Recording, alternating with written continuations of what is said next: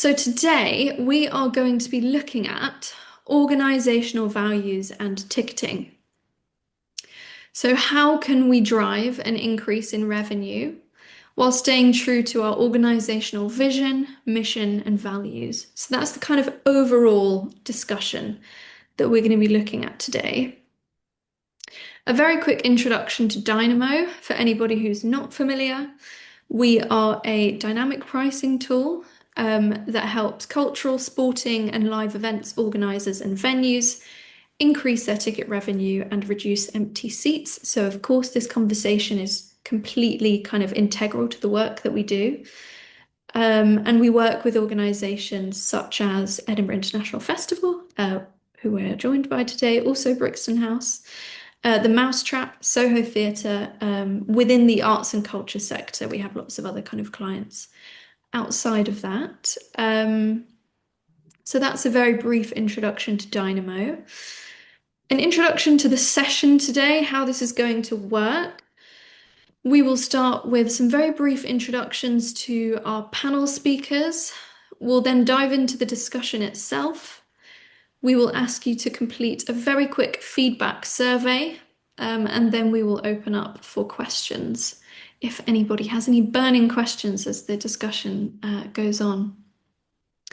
Please feel free to ask questions in the chat throughout. It might be that if a question comes through that we feel is particularly pertinent to what we're discussing in that exact moment, we'll ask it at that time. If not, then we'll ask it later on in the dedicated Q&A section.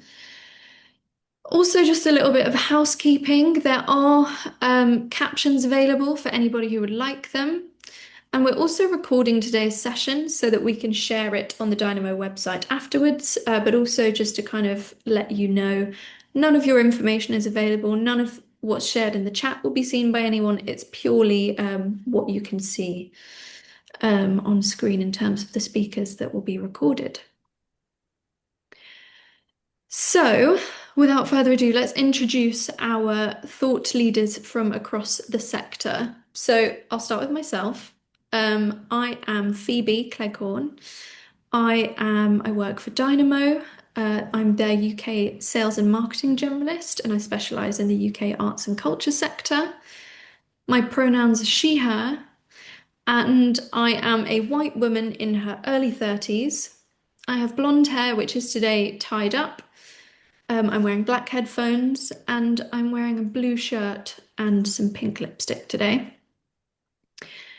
Next, I'm going to hand over to Bence to introduce yourself. Thank you. Hi, everyone. I'm Bence Marosi. I'm one of the founders and the CEO of DynamO Pricing. My pronouns are he, him, and I'm in a dark blue t-shirt, also in the, let's say, mid-30s.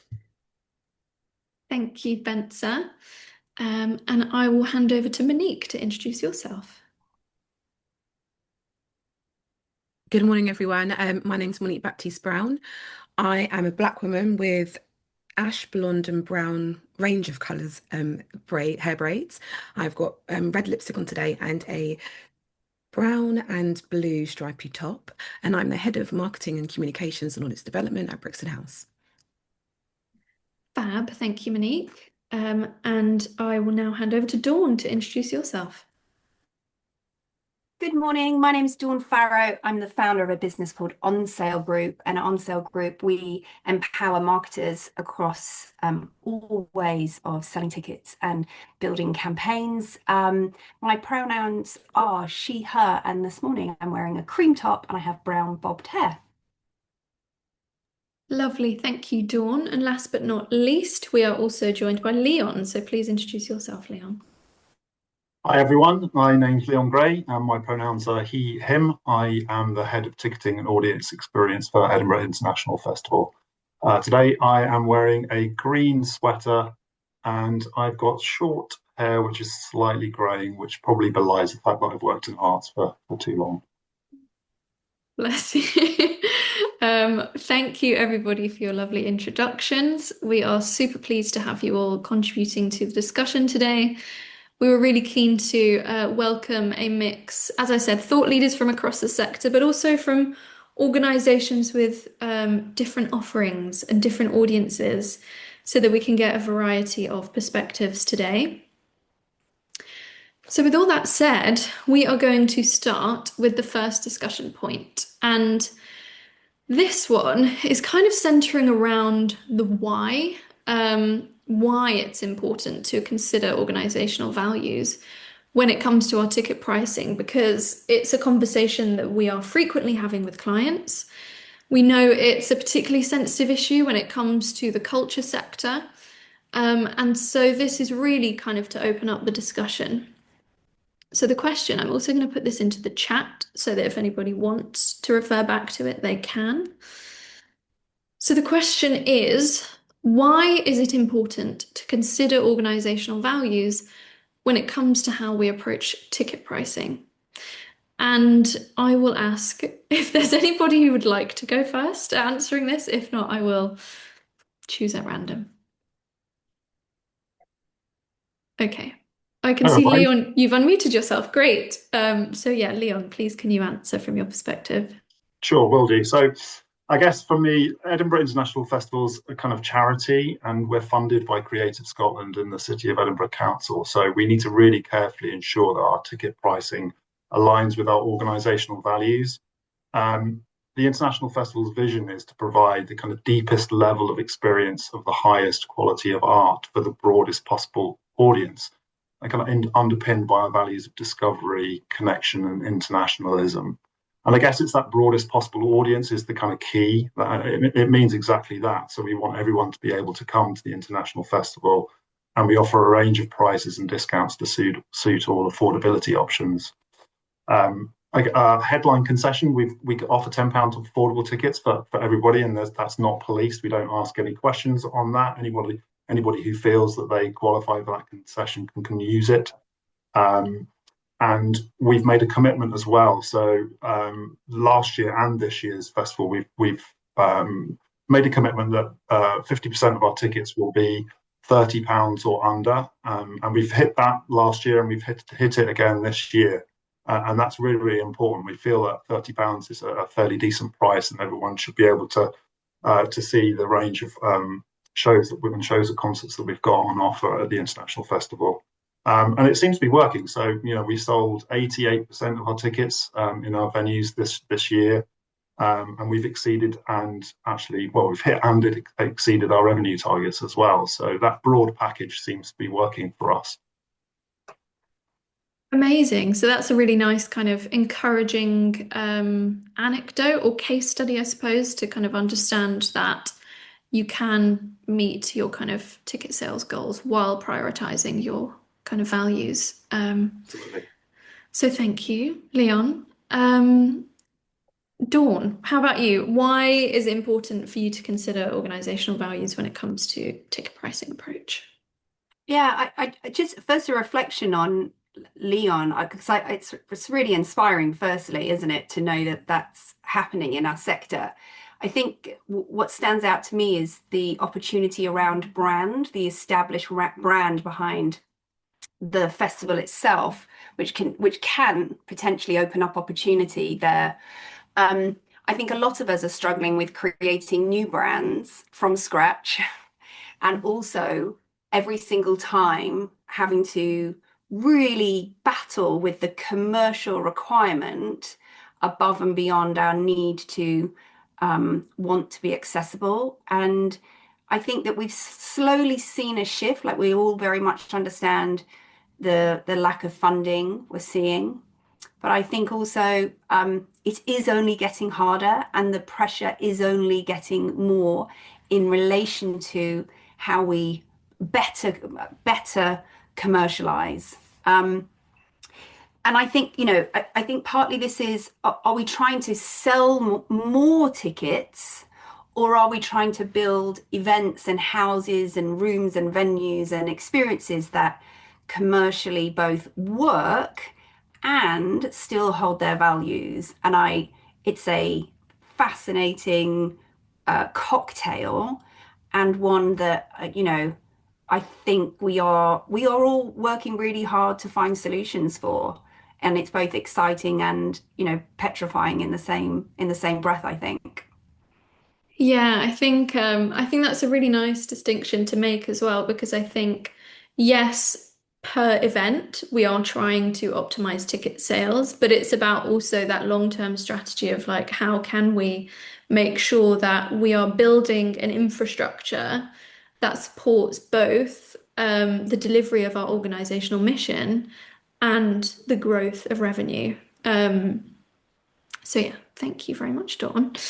And Monique, why is it important to you and your work at Brixton House to consider values when it comes to I think that's pricing? actually quite a nice segue from what Dawn was saying, actually, because Brixton House is only 3 years old. So we are literally in that space of building a brand and building building a brand, building a community and opening up a venue for the first time. And that audience literally coming from the ground up. 'Cause we opened, I think, probably a week after lockdown decided, lockdown was no longer in place. So it's very much been a focus around audience growth.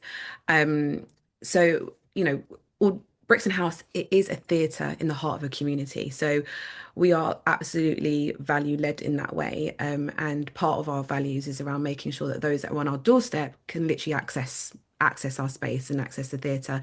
Brixton is a very, very diverse community, both in terms of demographic, ethnicity, but also just in terms of disposable level of income. So you've got this real kind of this mix of communities, but they're not necessarily all cohesively sitting in the same space or having the same experience, although walking along the same road. And so our part of our kind of mission as a venue is to find ways in which we can open the doors for everyone to find place and space inside our venue. And the ticket pricing is definitely part of that. But being a new venue, we've had the opportunity to very much approach that from a place of like shifting the language away from risk, but more towards experimentation. So we've really closely aligned and really played with the program and played with what the ticket pricing has been for various shows, what's worked. That I think being new, having that level of agility to actually really shift and change things, because we haven't been locked in those first 2 years. We're very much about us testing and finding out what works. Similarly to Leon, we have a commitment in terms of affordable tickets, and we generally try and keep our tickets around the £22 mark, depending on the show and how that balances in terms of return on investment. And then we kind of range all the way down to having pay what you feel performances on our first show, just to make sure that local audiences can actually get in before a show becomes really popular, and that moment of things selling out. And all the kind of the tactics of having £10 tickets, but really working closely with our communities teams. And part of our audience development strategy is very much about how we connect community engagement with those £10 tickets. So we're making sure that those that kind of need that level of access are able to access it in the right time, in the right moments. They're part of that entire experience. And I'd also say it's not just purely about cheap tickets. It's just about actually how are you serving an audience, and how are you making sure that that ticket feels valuable? Because as Dawn was saying, it is very much about an experience. So coming to the theatre, it should be something that's valued. And how are we creating and selling in that kind of brand experience so it feels like it's valuable?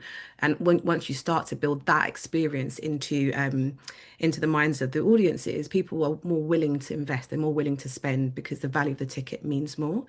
And so yeah, I think that those considerations all tie into our values, which is about being a radical space. It's about being welcoming, nurturing, enterprising. How do we collaborate? So everything's done with those considerations in mind. At Black Power Desk, our show that we've just opened on Friday, has been 5 years of investment with artists, with local communities, with local activists, and all of that coming together allows us to then actually, without us being the kind of advocates of the value, we've got community advocates that are then selling in the work for us. But that, I think, becomes much more of an organizational commitment in terms of how we work as an organization. So I think, yes, I think the values are absolutely embedded into it. And I think that the approach to ticket pricing is not just about, is it a cheap ticket, but it's about how we create a valuable ticket that means that we can find ways that it feels like it's actually an investment for those purchasing and wanting to be in the space. And that all comes under like how we build a really strong brand. Yeah, absolutely. Thank you, Monique. And also, it just blows my mind that Brixton House has only been going for 3 years because I think you and the team have done such a great job of creating such a clear organizational identity and values. I also think it's a really lovely point that offering affordable tickets is just a very small part of this wider conversation. And it's also about how do you create a welcoming space for all of these audiences, beyond, just making those tickets available to them at a low price. How do you kind of continue that relationship and journey in the venue and, beyond the event? So thank you very much for those insights. Finally, on our first discussion point, Bence, I'd love to hear from you on why you think it's important to consider values with ticket pricing. Yeah, thank you. I think if I have to answer shortly, I would just mention the fortunately fading memory of the Oasis fiasco. But if we want to see the bigger picture or the deeper things behind it, I think that our values are our values because they are not really optional or not situational. So they should be shaping all of our decisions, not just ticket pricing, but as you mentioned, everything else that belongs to the organization. And it doesn't only have effect on the audiences, but it has effect on everything, on the staff morale, on the credibility. So I think it's basically essential to reflect our values, whatever they are, in not just ticket pricing, but in everything we do as an organization, whether we are in power in a situation or whether we are not. Wonderful, thank you. Okay, brilliant. Thank you all so much. I think that's a really nice overview of why we're having this conversation. And I think now I'm quite keen for us to get into the how. So the next discussion point, which I will put into the chat now, is more about, okay, we know it's important, but what are the practical steps that we're taking to increase revenue while staying true to our vision and mission? So again, I will ask, is there anybody who would like to answer this first? Otherwise, I'll just shout gently. I'm happy to go first on this one, just because I think it's just I can sort of roll on from what I was You're on a mentioning. roll, yeah.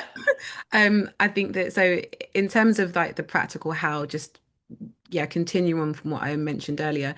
I think for one of the key things that we always consider for when we're kind of looking at pricing strategies, it's around actually how can we because we are so community focused in what we're trying to do in the initial kind of our primary audience and those around us, we're always having to think about actually how are we telling that story, and what is that audience specifically willing to spend or able to spend. So that's kind of at our starting core, because I suppose the way that we kind of look at things, it's around actually what's the story, are people able to see themselves in this story, and those are kind of our core our core advocates that will create the value around the ticket. And so we are audience first in terms of how we start to think about actually for this particular piece of work, what is going to work in terms of building that sense of kind of emotional relationship or like cultural connection. How are we going to overcome like the perceived theatrical barriers that make people think that actually this show is not for, or the experience is not for them.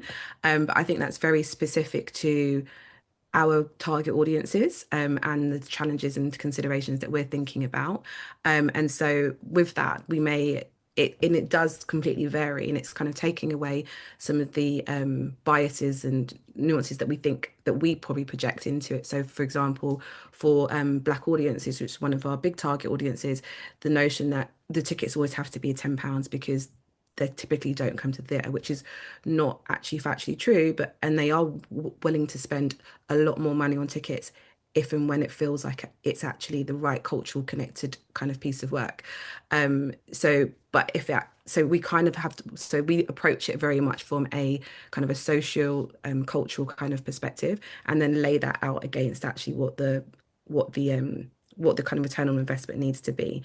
And then we'll kind of tier ticket pricing And then once we've realized that we've built a momentum, or we've gained that momentum, using things like dynamic pricing to then booster ticket kind of prices, having small pockets in there where we've got small pockets of either cheaper tickets like the £10 tickets, even sometimes working on £5 tickets, really bringing in small groups.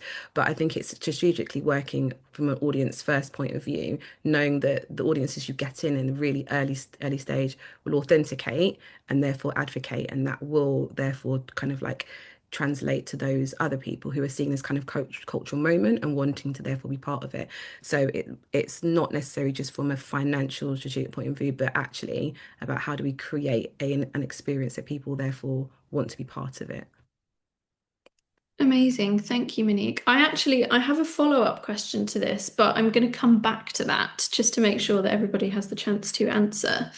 But I'm curious about how you overcome those perceived theatrical barriers.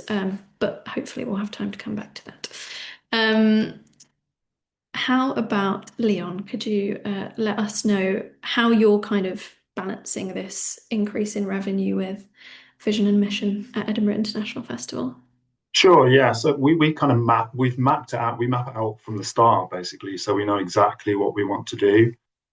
So as I mentioned before, we're a charity, but we also need to, we need to look at ways of driving revenue as well. So we've partnered with DynamO, and obviously we want to push ticket prices where we can to generate that additional revenue for those who can pay for kind of a premium level experience and premium seats.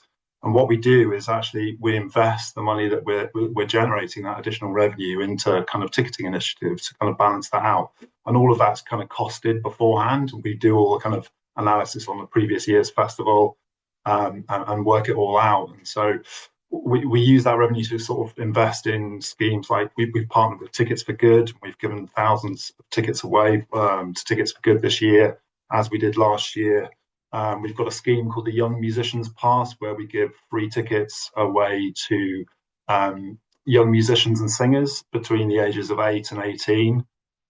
We've given over 2,000 tickets away for that initiative. We've got the usual range of concessions as well. So we're trying. It's a balancing act, and it's a really difficult balancing act, actually. We're trying to generate that revenue, but we're also trying to build pricing as well for that premium experience. But on the flip side, we're also trying to be affordable. So we're trying to serve two masters, and that's a really difficult and tricky balancing act to achieve. And it's only by kind of forward planning and looking at the data from previous years that you're able to kind of get anywhere near that. And it's a really fine balance sometimes. And we've made commitments that we want to stick to. And we're really close sometimes to maybe not achieving those, but we have done, and we're constantly revising and looking at what we need to do to make sure that we're just offering a balanced offer.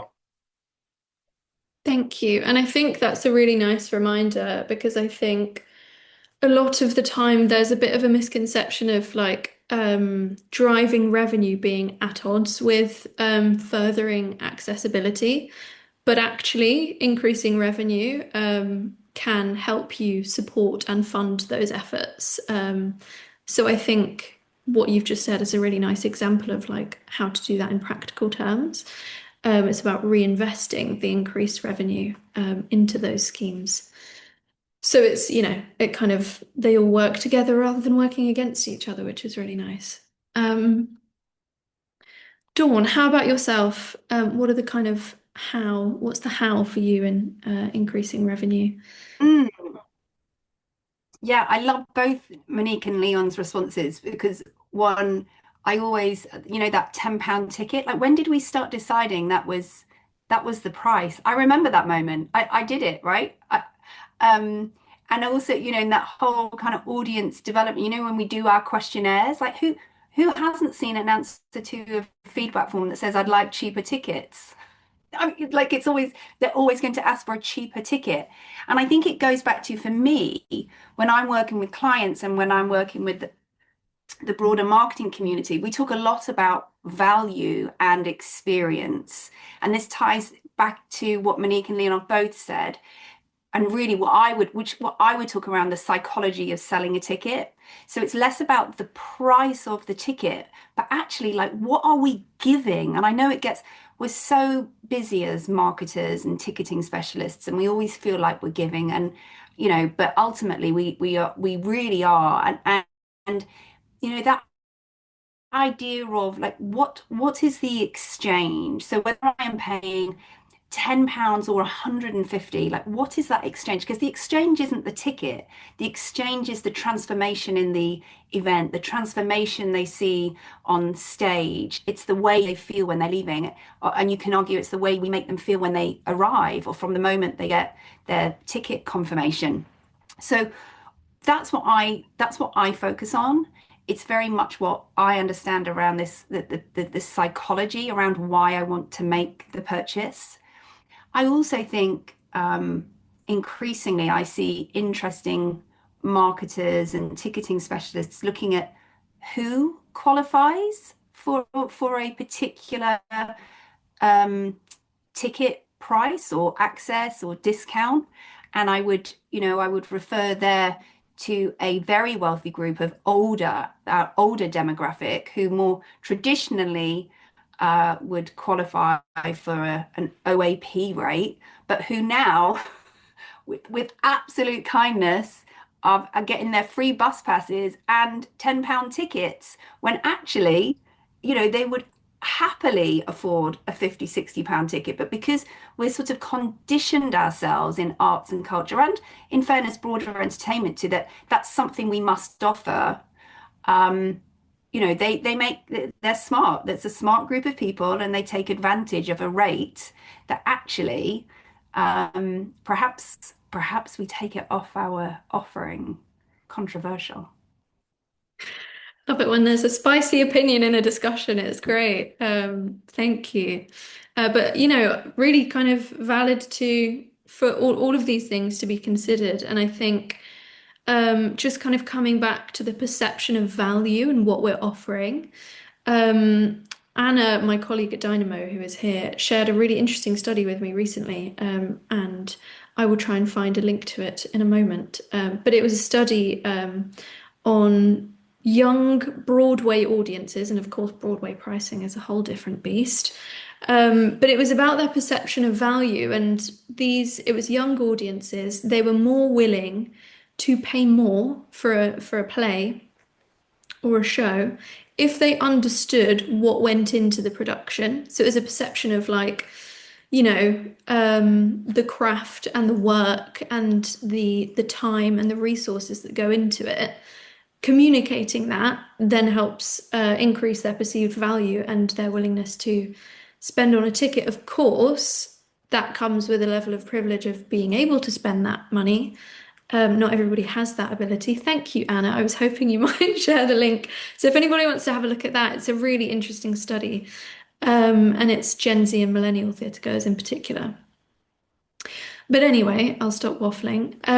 Bence, being a service provider, this is a slightly different conversation, I think, with yourself. But yeah, from DynamO's perspective, how can we increase revenue while staying true to organizational mission and values?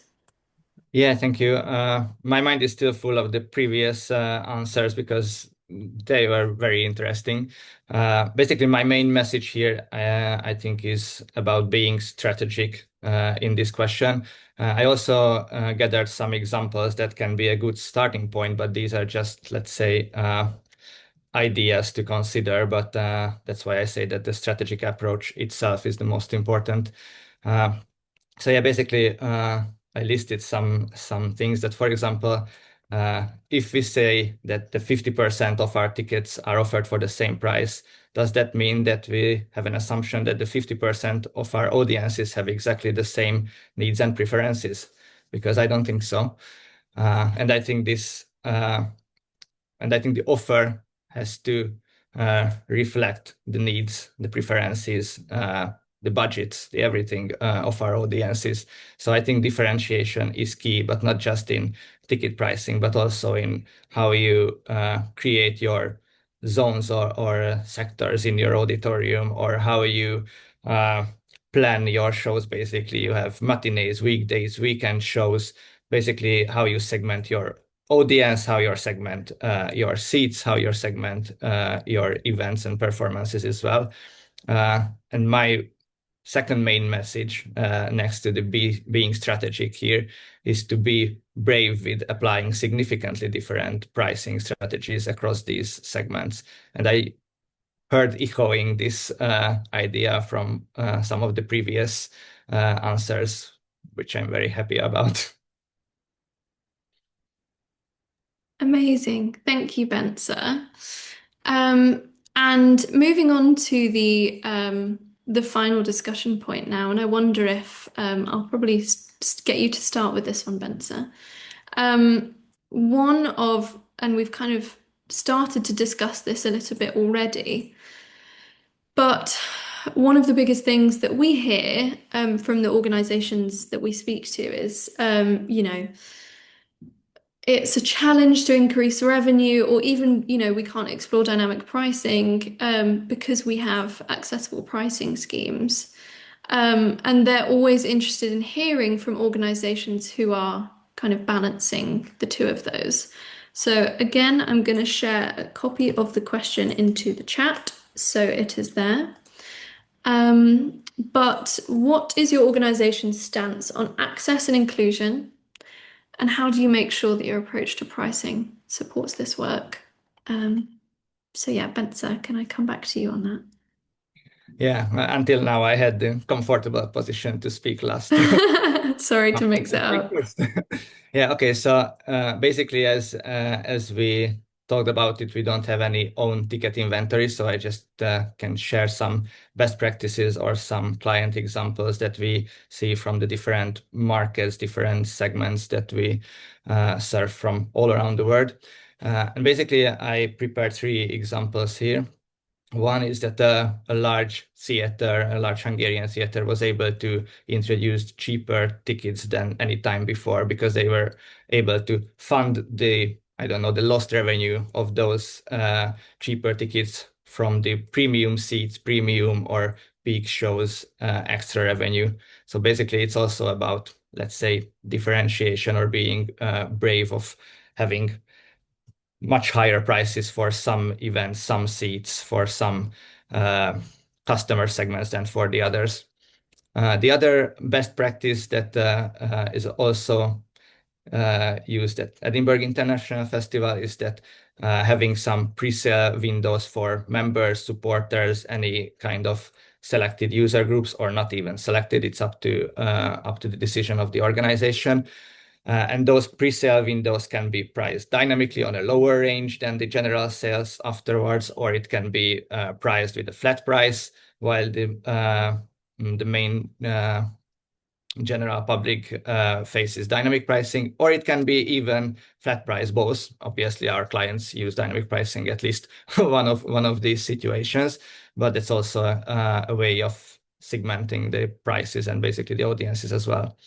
And the third one is having some room for or some space for extra performances. So if you see that something is super popular, which is not always the case, obviously, because there are some less popular shows or events, but if you have the room, if you have higher demand, let's say, than supply, then you can have some extra performances. So for example, some of our clients, and I don't know if it's popular, probably not, but some of our clients in Hungary sell tickets for the dress rehearsals. So, for example, that's a full quality show basically, but they sell the tickets for 50% cheaper or maybe even cheaper, or they just add some off-peak performances when they see that the demand is strong and some might not be able to buy those higher price tickets. So there are a lot of different approaches. I think going back to the conclusion from my previous answer is that the strategic approach and selection among these many options is the key. Wonderful. Thank you, Bence. And I think it's also, just worth noting that although we are a service provider and our service is dynamic pricing, we audiences, like Monique was kind of describing, they do come first in all of the kind of considerations we make. So it's not kind of like an afterthought of like, okay, well,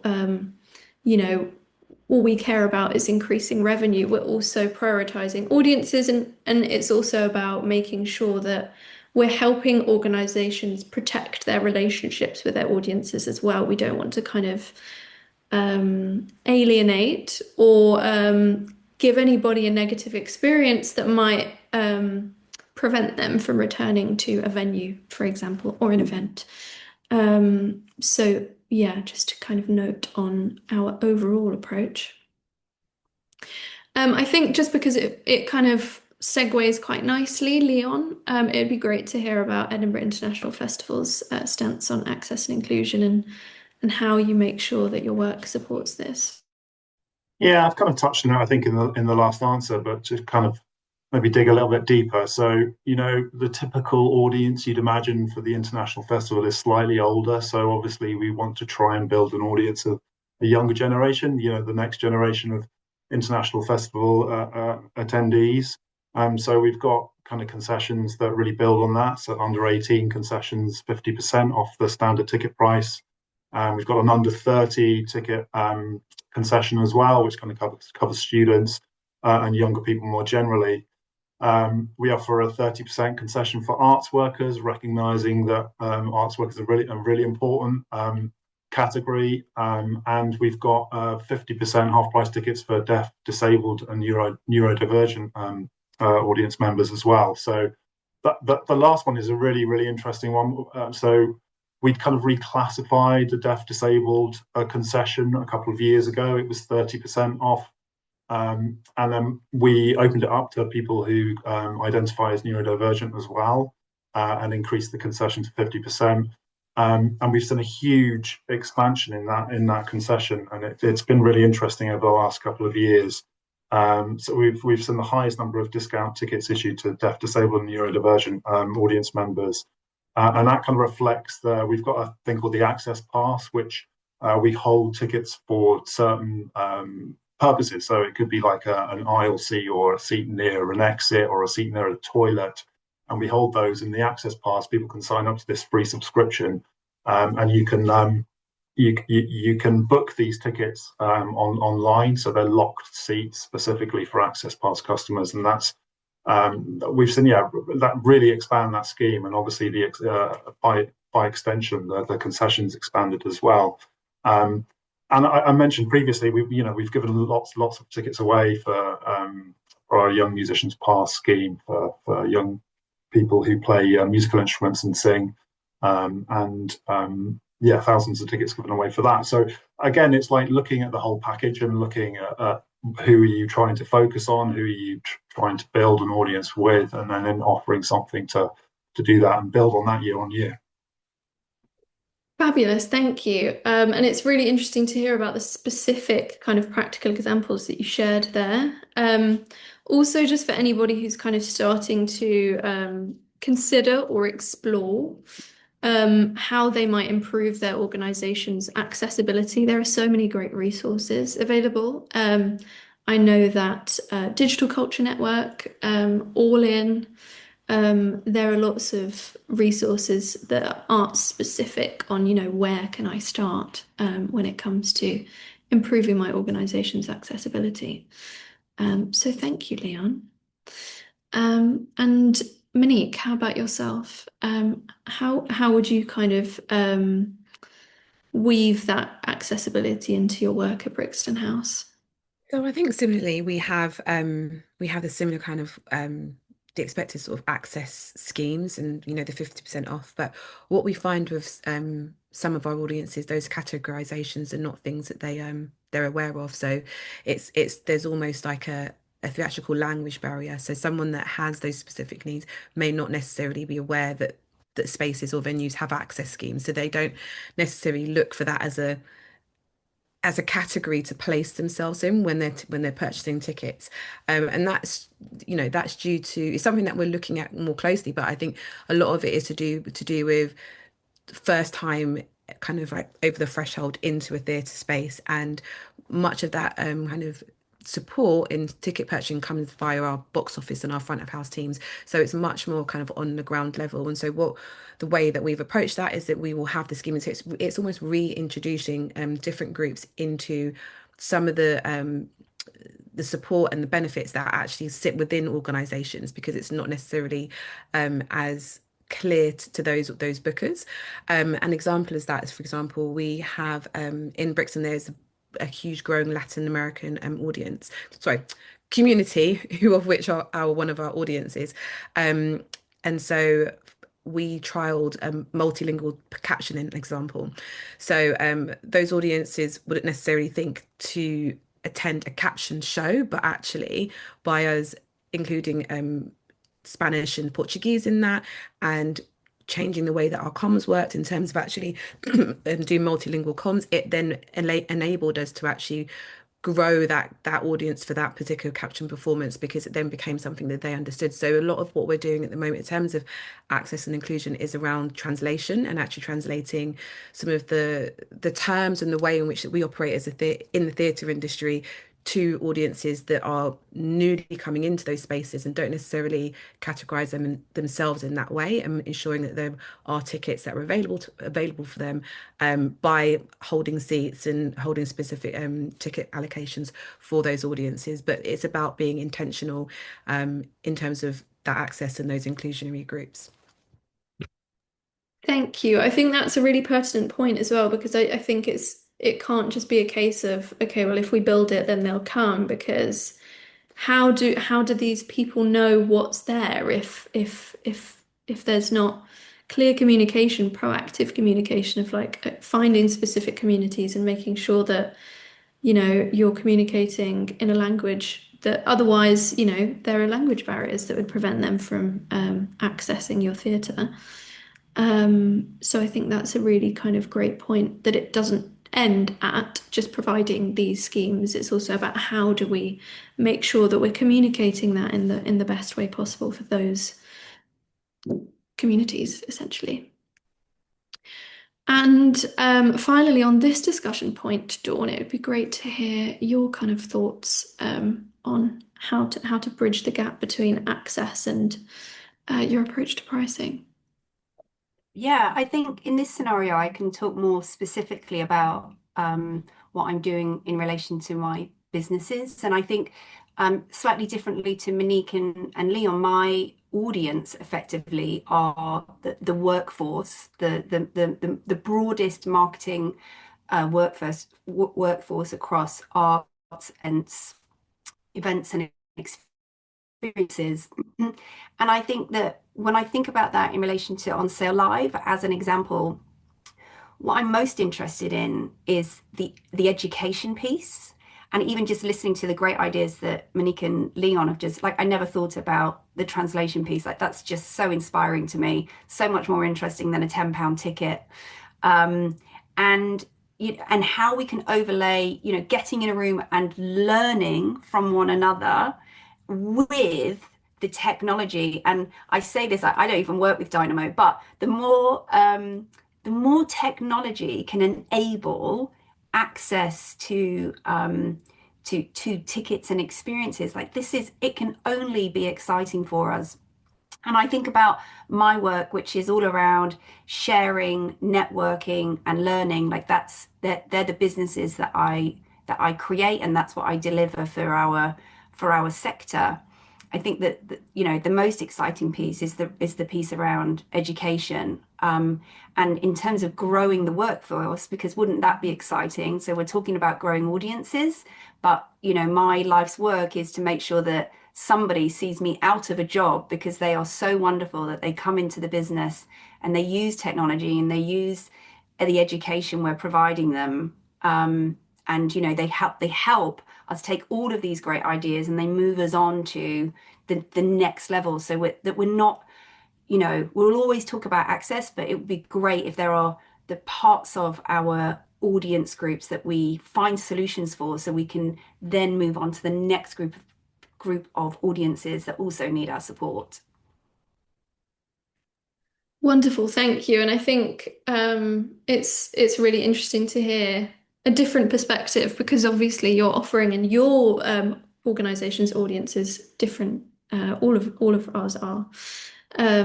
But it's just really useful to hear how that kind of consideration drives what you do as well.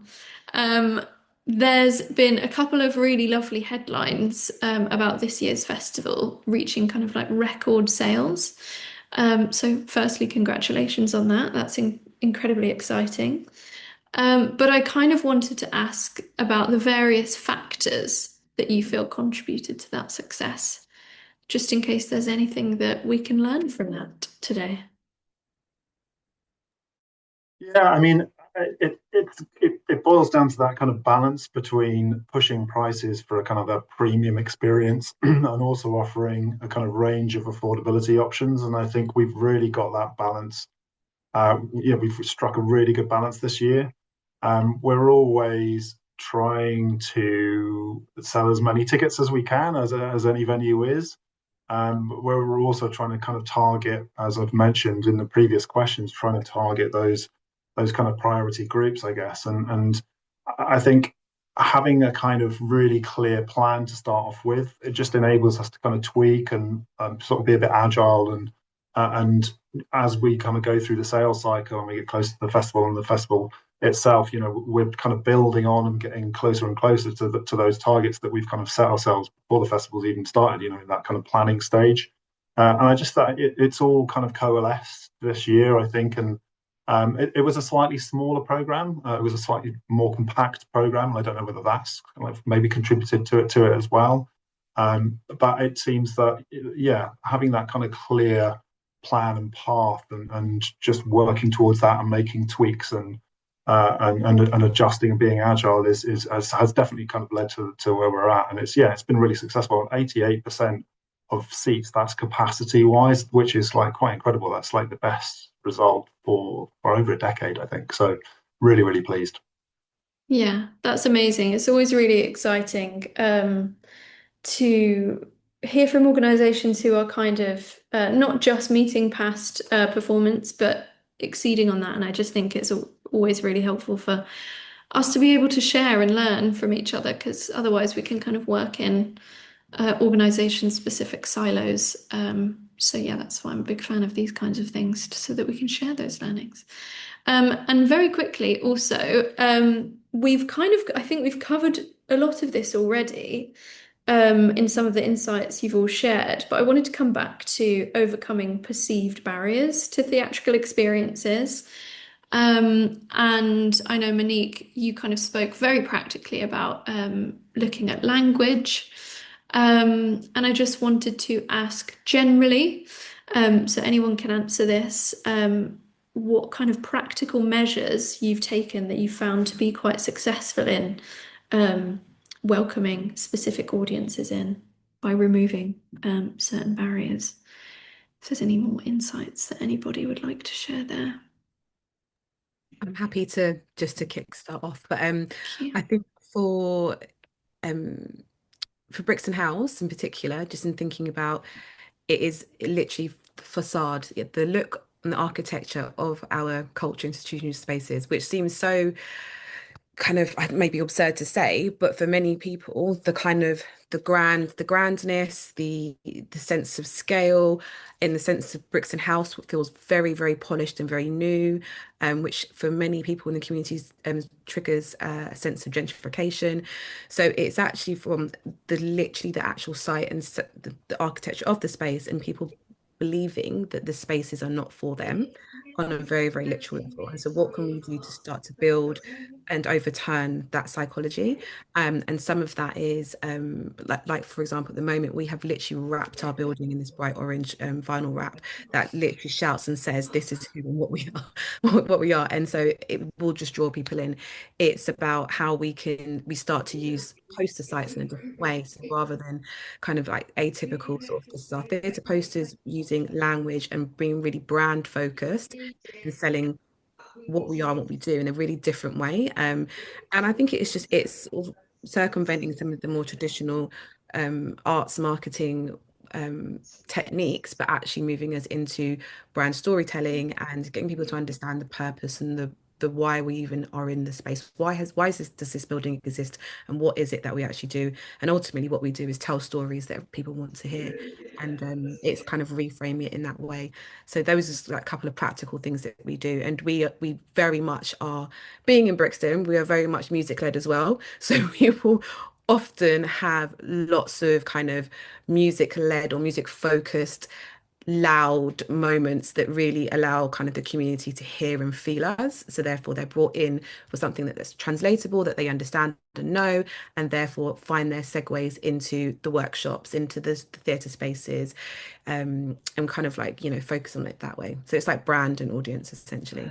Amazing, thank you. And I think kind of building on what you said and what I mentioned about sharing ideas within the arts, I think it's great to do that, but I think it's also, as you said, kind of not necessarily being bound by what would an arts organization, how would an arts organization approach this, but how would any organization approach this from a brand perspective, and not feeling limited by what other people are doing, but actually just focusing on what best serves our brand and best communicates that to our audiences. So yeah, another really interesting insight there. I'm conscious of time. We have run out of time, as much as I'd love to ask our other panelists for more insights on that. It's Monday, people are going to have work to be getting on with. So we are going to wrap up today's webinar. Firstly, I just want to say an enormous thank you to our wonderful panelists today. This has been a super informative, insightful, and encouraging discussion on how we can balance organisational values and revenue. I hope that our attendees have also found this helpful. But yeah, just thank you to Dawn, Monique, Leon, and Bence. I'm going to share very quickly in the chat a link to DynamO's newsletter. We've just launched it. It contains resources on audiences, ticket pricing, and conversations happening in the culture sector. So if you are interested in receiving that once every quarter, so it's not overloading your inbox, then please sign up. And I've also left our email there for anybody who would like to get in touch to discuss working together. If any of our panelists also have anything that they would like to share, please do so. You can either do that in the chat, or you can just say over video if there's anything you'd like people to do. But yeah, with that, we will keep the webinar open for probably 2 more minutes, just in case anybody wants to pull anything from the chat or leave anything in there. But otherwise, I will sign off and thank everybody for their wonderful participation. And watch this space. This was DynamO's first webinar, but it definitely won't be our last. So yeah, the newsletter is also a good place to kind of find out about the next one. So thank you very much.